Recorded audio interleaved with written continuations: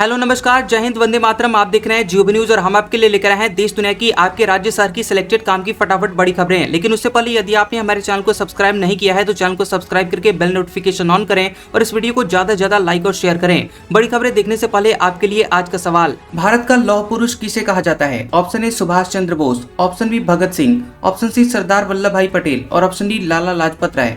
इस सवाल का जवाब हमें कमेंट करें और आप किस राज्य और शहर की ज्यादा खबरें देखना चाहते हैं हमें कमेंट करके बताएं ताकि हम आपके राज्य शहर की ज्यादा खबरें दिखा सकें। चलिए अब देखते हैं आज की फटाफट बड़ी खबरें। अहमदाबाद प्लेन हादसे के पीड़ित परिवारों का पीएम मोदी को लेटर, कहा हमें पैसे नहीं, हादसे की वजह जानना चाहते हैं, ब्लैक बॉक्स डेटा की मांग की। अहमदाबाद में एयर इंडिया प्लेन क्रैश के 10 महीने बाद करीब 30 पीड़ित परिवारों ने प्रधानमंत्री नरेंद्र मोदी को लेटर लिखा है। उन्होंने पीएम से फ्लाइट का ब्लैक बॉक्स और cockpit voice recorder CVR data सार्वजनिक करने की मांग की है। परिजनों ने कहा है कि हमें पैसे नहीं चाहिए, हमें सच्चाई जाननी है। हम जानना चाहते हैं कि हादसा क्यों हुआ और क्या इसमें कोई तकनीकी खराबी थी। परिजनों का कहना है कि अगर ब्लैक बॉक्स डेटा सार्वजनिक नहीं किया जा सकता तो कम से कम इसे निजी तौर पर परिवारों के साथ साझा किया जाए। चुनावी रेवड़ियों से राज्यों का कर्ज बढ़ रहा, लाडकी बहना के कारण MP का कर्ज रेड लाइन में। महाराष्ट्र में राशन किट योजना बंद। चुनाव में फ्री राशन, महिलाओं को नकदी जैसी मुफ्त की रेवड़ियां वाली योजनाएं राज्यों के लिए बड़ा रोड़ा बन रही हैं और हालात ये है कि इनको पूरा करने के लिए राज्य न पर्याप्त संसाधन जुटा पा रहे हैं और न ही संतुलित बजट बना पा रहे हैं। कुछ राज्यों में तो इन घोषणाओं का बोझ कुल राजस्व प्राप्तियों के 30 से 40% तक पहुंच गया है। हिमाचल जैसे छोटे राज्य में नकदी संकट की विकट स्थिति है। राज्य में CM, मंत्री और विधायकों समेत अफसरों के वेतन पेंशन टालने पड़ रहे हैं। तेलंगाना को चुनावी घोषणाओं के लिए हर साल 1 लाख करोड़ रुपए चाहिए, पर बजट की कमी से कई योजनाएं अटकी पड़ी हैं। मध्य प्रदेश में लाडकी बहना योजना के चलते GSDP के मुकाबले कर्ज 27% से बढ़कर 32% पहुंच गया है। महाराष्ट्र में लाडकी बहन योजना के दबाव के कारण त्योहारों में मिलने वाली राशन किट योजना बंद कर दी गई है। RBI मीटिंग में ब्याज दर में बदलाव की संभावना कम। SBI रिसर्च, ग्लोबल अनिश्चितता और कच्चे तेल की कीमतें इसका कारण। अभी रेपो रेट 5.25% पर है। भारतीय रिजर्व बैंक यानी RBI की मॉनेटरी पॉलिसी कमेटी MPC की बैठक 6 से 8 अप्रैल को होने वाली है। बाजार को उम्मीद थी कि इस बार शायद ब्याज दरों में कुछ राहत मिले, लेकिन पश्चिम एशिया, वेस्ट एशिया में बढ़ते हुए तनाव से समीकरण बदल गए हैं। SBI रिसर्च की ताज़ा रिपोर्ट के मुताबिक ग्लोबल अनिश्चितता और कच्चे तेल की कीमतों में उछाल को देखते हुए RBI फिलहाल रेपो रेट में कोई बदलाव नहीं करेगा और इससे पहले फरवरी में हुई मीटिंग में भी ब्याज दर में बदलाव नहीं हुआ था। अभी ब्याज दर 5.25% पर है। यूपी में शिक्षा मित्रों को इसी महीने से 18,000 रुपए मिलेंगे। अनुदेशकों को भी बड़ा मानदेय मिलेगा, CM योगी का ऐलान। CM योगी आदित्यनाथ ने वाराणसी में 1,42,000 शिक्षा मित्रों और 24,000 अनुदेशकों का मानदेय बढ़ाने का शनिवार को ऐलान किया था और कहा कि इसी महीने से शिक्षा मित्रों को 18,000 और अनुदेशकों को 17,000 रुपए मानदेय मिलेगा। अभी तक शिक्षा मित्रों को 10,000 और अनुदेशकों को 9,000 रुपए ही मिल रहे थे। CM ने 26 फरवरी को बजट सत्र के दौरान विधानसभा में शिक्षा मित्रों और अनुदेशकों की सैलरी बढ़ाने की बात कही थी। पाकिस्तान से ऑफर था, जितनी दहशत उतने रुपए। लखनऊ में ATS का दावा, पिकअप फूकने के बदले मिले थे 12,000 रुपए। यूपी के लखनऊ में 4 संदिग्ध आतंकवादी अरेस्ट हुए हैं और ATS में पूछताछ में सामने आया कि पाकिस्तान से उन्हें ऑफर था कि तुम लोग दहशत फैलाओ, जितनी दहशत उतना पैसा मिलेगा। बता दें कि बड़े धमाके की फिराक में चारों संदिग्ध आतंकवादियों ने पिकअप और बाइक में आग लगाकर रिहर्सल की थी। इसके वीडियो पाकिस्तानी हैंडलर अबू बकर को भेजे थे। बदले में उन्हें हर आगजनी पर 12,000 रुपए मिले थे। शनिवार को चारों आरोपियों को लखनऊ के स्पेशल कोर्ट में पेश किया गया। यूपी ATS को शाकिब, विकास गहलावत, लोकेश उर्फ पपला पंडित और अरबाज 5 दिन की रिमांड पर दिए गए हैं और इस दौरान ATS पाकिस्तानी हैंडलर के दिए गए टास्क के बारे में पूछताछ करेगी। ट्रम्प का ईरान को अल्टीमेटम, 48 घंटे में हॉर्मुज खोलो, बोले नहीं माने तो तबाह कर देंगे। ईरान बोला ये अमेरिकी राष्ट्रपति की बेबसी और घबराहट है। अमेरिकी राष्ट्रपति डोनाल्ड ट्रंप ने ईरान को स्ट्रेट ऑफ हॉर्मुज खोलने के लिए 48 घंटे का अल्टीमेटम दिया है। उन्होंने चेतावनी दी है कि अगर ईरान नहीं माना तो उसे तबाह कर दिया जाएगा। ट्रंप ने अपने social media platform truth social पर पोस्ट करके कहा कि समय खत्म हो रहा है। उन्होंने याद दिलाया कि पहले उन्होंने ईरान को 5-10 दिन की मोहलत दी थी, लेकिन अब सिर्फ 48 घंटे बचे हैं। ट्रंप अब तक हॉर्मुज खोलने के लिए ईरान को 3 बार अल्टीमेटम दे चुके हैं। उन्होंने कहा कि ईरान अगर ऐसा नहीं करता है तो उसके ऊर्जा ठिकानों को निशाना बनाया जाएगा। वहीं ईरान ने ट्रंप के अल्टीमेटम को खारिज कर दिया। ईरानी सेना में जनरल अली अब्दुल्लाही अली अबादी ने कहा कि ट्रंप का बयान बेबस, घबराहट और बेवकूफ़ी भरा है। इस तरह की धमकी का मतलब है कि ट्रंप के लिए जहन्नुम के दरवाजे खुल जाएंगे। दावा, एपस्टीन और अनिल अंबानी के बीच सैकड़ों मैसेज ईमेल हुए। यौन अपराधी ने खुद को व्हाइट हाउस का इनसाइडर बताया। नियुक्ति, विदेश नीति से जुड़ी हुई जानकारियां दी। अमेरिका के यौन अपराधी जेफरी एपस्टीन ने 2017 में उद्योगपति अनिल अंबानी के सामने खुद को डोनाल्ड ट्रंप के पहले कार्यकाल के व्हाइट हाउस के इनसाइडर की तरह पेश किया था। न्यूयॉर्क टाइम्स की रिपोर्ट के मुताबिक दोनों के बीच 2 साल तक सैकड़ों मैसेज और ईमेल हुए थे। इनमें एपस्टीन ने ट्रंप प्रशासन की नियुक्ति व विदेश नीति से जुड़ी हुई जानकारियां साझा की, जो बाद में सही भी निकली। हालांकि इस बात का कोई सबूत नहीं मिला कि एपस्टीन की व्हाइट हाउस तक सीधी पहुंच थी।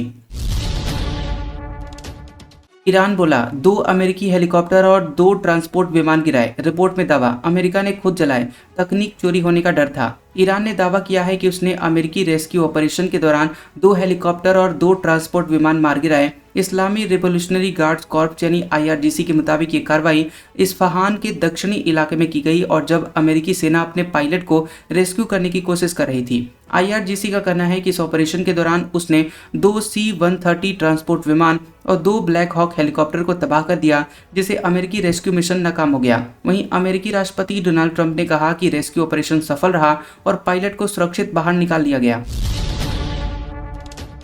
पाकिस्तान की भारत को धमकी, अगला संघर्ष सीमा तक नहीं रहेगा। रक्षा मंत्री आसिफ बोले, हम कोलकाता तक पहुंचेंगे और उनको घर में घुसकर मारेंगे।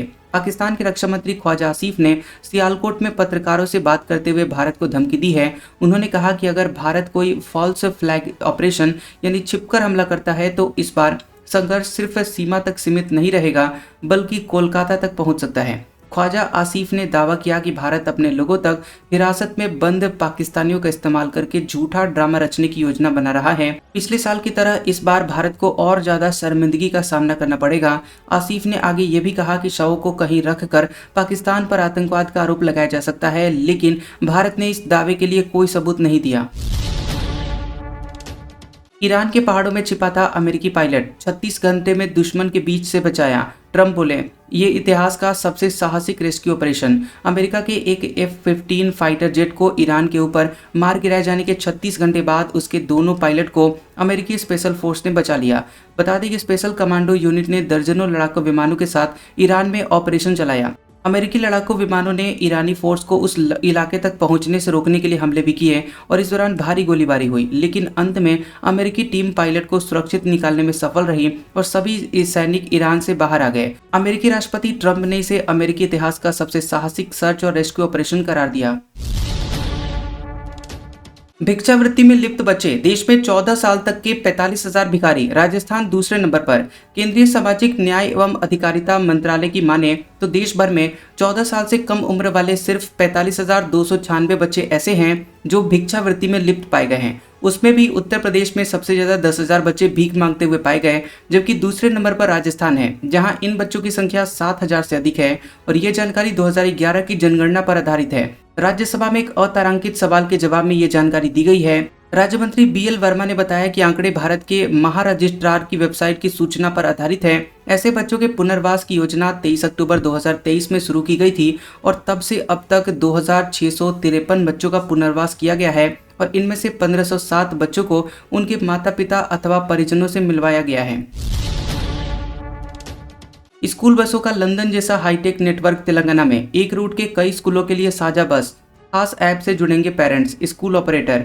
तेलंगाना की राजधानी हैदराबाद का हाईटेक इलाका साइबराबाद अब बड़े बदलाव की दहलीज पर है। अक्सर ट्रैफिक जाम व स्कूल छोड़ते वक्त होने वाली अफरा तफरी से जूझने वाले इस क्षेत्र के लिए साइबराबाद पुलिस और society for Cyberabad security council ने लंदन ट्रांसपोर्ट मॉडल से प्रेरित मास्टर प्लान तैयार किया है। नए स्टूडेंट मोबिलिटी सिस्टम का मकसद जाम खत्म करना, बच्चों की सुरक्षा को अभेद्य बनाना, माता पिता का तनाव घटाने के साथ स्थानीय समुदाय के लिए रोजगार के मौके भी पैदा करना है। माता पिता का तनाव घटाने के साथ ही स्थानीय समुदाय के लिए रोजगार के मौके भी पैदा करना है। Cyberabad police commissioner doctor M Ramesh बताते हैं कि हाईटेक सिटी और आसपास के इलाकों में ट्रैफिक का बड़ा हिस्सा स्कूल जाने वाले बच्चों और उन्हें छोड़ने वाले निजी वाहनों का होता है। क्षेत्र के अधिकांश स्कूल अपनी बस सेवा नहीं देते और इस वजह से पेरेंट्स निजी वाहनों से बच्चों को छोड़ते हैं। ट्रैफिक पर दबाव बढ़ता है। डॉक्टर रमेश ने कहा कि पुलिस खास ऐप विकसित कर रही है। शंकराचार्य बोले, मोहन भागवत शादी कर बच्चे क्यों पैदा नहीं करते। विपक्ष के समर्थन के सवाल पर कहा, जो हमारी सुनेगा उसके साथ खड़े रहेंगे। हमने तो कहा था कि मोहन भागवत और उनके प्रचारक आएं, विवाह करें, बच्चे पैदा करें, जनसंख्या बढ़ाएं। एक तरफ सरकार कह रही है कि जनसंख्या विस्फोट हो रहा है, दूसरी तरफ ये लोग जनसंख्या बढ़ाने की बात कर रहे हैं। अगर संख्या बढ़नी इतनी जरूरी है तो आप शादी करके बच्चे पैदा क्यों नहीं करते, दूसरे पर बोझ क्यों लाते हैं। पहले खुद करो फिर दूसरों से कहो। शंकराचार्य स्वामी अभिमुक्तेश्वरानंद सरस्वती ने बरेली में प्रेस कॉन्फ्रेंस के दौरान ये बातें कही हैं। वे आरएसएस प्रमुख के 3 बच्चे पैदा करने वाले बयान से जुड़े हुए सवाल पर जवाब दे रहे थे। दरअसल मोहन भागवत कई बार ये कह चुके हैं कि हिंदुओं के लिए 3 बच्चे पैदा करना जरूरी है। कानपुर किडनी कांड का मास्टरमाइंड बोला, करोड़ों फेंक देते हैं। एजेंट से बातचीत की ऑडियो रिकॉर्डिंग मिली, कन्नौज का डॉक्टर पकड़ाया। कानपुर के चर्चित किडनी कांड के मास्टरमाइंड शिवम अग्रवाल के मोबाइल से पुलिस को कॉल रिकॉर्डिंग मिली है। DCP west SM Kasim Abidi ने कहा कि ये रिकॉर्डिंग उसने गिरोह में शामिल प्रयागराज के रहने वाले नवीन पांडे को भेजी थी। ऑडियो में नवीन शिवम से प्रयागराज के ही दलाल साहिल का जिक्र कर रहा है। वह कहता है कि साहिल ने तुम्हारा नाम लेकर 22 लाख रुपए ले लिए हैं और इस पर शिवम कहता है कि उसे नहीं पता कि शिवम और डॉक्टर रोहित क्या चीज है, हम लोग करोड़ों रुपए ऐसे ही फेंक देते हैं। केरल में 339 करोड़पति कैंडिडेट, 38% पर क्रिमिनल केस। 5 साल में 48% बढ़े करोड़पति उम्मीदवार, 54% प्रत्याशी ग्रेजुएट नहीं। केरलम विधानसभा चुनाव में 38% उम्मीदवारों पर क्रिमिनल केस दर्ज है और इसमें सबसे ज्यादा 72 उम्मीदवार कांग्रेस से हैं। बीजेपी के 59 और सीपीआईएम के 51 उम्मीदवार हैं। वहीं 23 पर हत्या और बलात्कार जैसे गंभीर केस दर्ज हैं। Association for democratic reforms ADR ने विधानसभा चुनाव लड़ रहे कुल 883 में से 863 उम्मीदवारों के एफिडेविट का एनालिसिस कर ये रिपोर्ट जारी की है। 339 करोड़पति प्रत्याशी हैं, यानी कि हर 5 में से 2 उम्मीदवार करोड़पति हैं। 2021 में राज्य के पिछले विधानसभा चुनाव में 27 उम्मीदवार ही करोड़पति थे, लेकिन 2026 में ये नंबर बढ़कर 39% हो गया, यानी 5 साल में करोड़पति उम्मीदवारों की संख्या 48% बढ़ गई है। राघव चड्ढा बोले, ये तो ट्रेलर है, पिक्चर अभी बाकी है। आम आदमी पार्टी के पूर्व मंत्री का दावा। चड्ढा ने मोदी बीजेपी की आलोचना वाले पोस्ट डिलीट किए।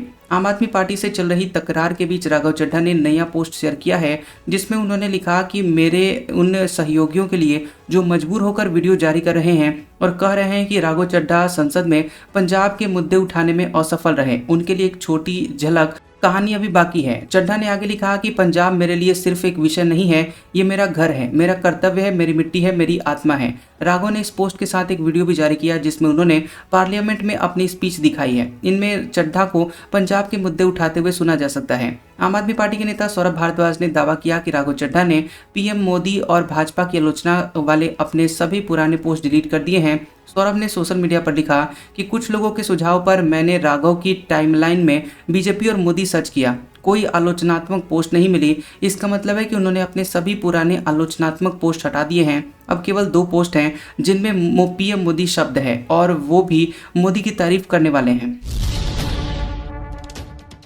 पीएम मोदी बोले, टीएमसी के पापों का घड़ा भर चुका है, ये खास मजहब के लोग बंगाल में हिंदुओं का रहना मुश्किल कर देंगे। प्रधानमंत्री नरेंद्र मोदी ने पश्चिम बंगाल के कूच बिहार में चुनावी सभा में कहा कि टीएमसी के पापों का घड़ा भर चुका है और अब जब जनता बदलाव चाहती है, चुनाव के बाद भ्रष्टाचारियों के खिलाफ सख्त कार्रवाई होगी, चुन चुनकर हिसाब लिया जाएगा। पीएम मोदी ने कहा कि 1905 में मजहबी ताकतों ने बंगाल में लाल इश्तेहार जारी किया था, इसके बाद हिंदुओं का नरसंहार किया गया था। टीएमसी उसी की याद दिलाना चाहती है। ये खास मजहब के लोग बंगाल में हिंदुओं का रहना मुश्किल कर देंगे। नीतीश कुमार 10 अप्रैल को लेंगे राज्यसभा की शपथ, संजय सरावगी बोले, उसके बाद तय होगा अगला सीएम। तेजस्वी यादव ने कहा, बीजेपी नेता तेल मालिश में जुटे। नीतीश कुमार बिहार सीएम के पद से कब इस्तीफा देंगे, बिहार का अगला सीएम कौन होगा, इसको लेकर सस्पेंस बना हुआ है। जानकारी के मुताबिक सीएम नीतीश कुमार 10 अप्रैल को राज्यसभा की शपथ लेंगे और इससे पहले वे 9 अप्रैल को दिल्ली में जेडीयू नेताओं के साथ बैठक करेंगे। खबर यह भी है कि 8 अप्रैल को नीतीश सरकार की कैबिनेट की मीटिंग हो सकती है। नीतीश कुमार की अध्यक्षता में यह आखिरी कैबिनेट बैठक भी हो सकती है। नीतीश कुमार ने एमएलसी पद से इस्तीफा दे दिया है और वो बिहार के सीएम पद से इस्तीफा कब देंगे, इसको लेकर कयासबाजी जारी है। इस बीच बीजेपी के प्रदेश अध्यक्ष संजय सरावगी ने कहा कि 10 तारीख को मुख्यमंत्री नीतीश कुमार राज्यसभा सांसद के रूप में शपथ लेंगे। नीतीश कुमार के शपथ लेने के बाद भाजपा का केंद्रीय नेतृत्व और एनडीए मिलकर बिहार के नए सीएम को लेकर फैसला करेगा। आज का सुविचार, सब कुछ ठीक होने का इंतजार करोगे तो सिर्फ इंतजार करते रह जाओगे। हिम्मत करो और खुद सब कुछ ठीक करो। कैसा लगा ये वीडियो हमें कमेंट सेक्शन में जरूर बताएं। वीडियो पसंद आया हो तो वीडियो को लाइक और शेयर करें और ऐसी इंटरेस्टिंग वीडियोस देखने के लिए हमारे चैनल जियोबी न्यूज को सब्सक्राइब करें और बेल आइकॉन को दबाएं। और हमारे ओल्ड और लेटेस्ट वीडियोस देखने के लिए हमारे प्लेलिस्ट और कम्युनिटी टैब को जरूर चेक करें। तो मिलते हैं अगले वीडियो में, तब तक के लिए आपका शुक्रिया।